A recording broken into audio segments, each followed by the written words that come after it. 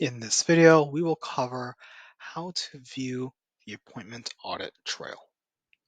The appointment audit trail is a way for you to view when appointments were scheduled, when appointments were changed and or deleted, and to view all appointments, whether missed, attended, or canceled, and future appointments for a patient.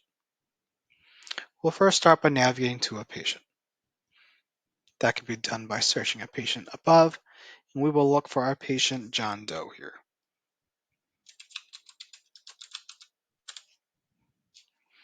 After finding the patient, we will navigate into their patient chart.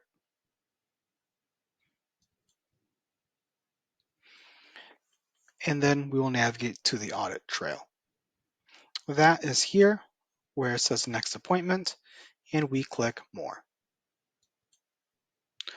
Once we are here, we can see any upcoming appointments.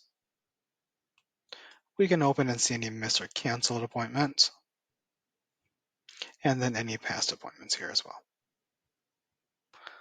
Additionally, you can look at the odds of who made changes to the appointment book. And if this needs to get printed, you can simply press the print button here. Thank you for watching this video on how to access the appointment audit trail.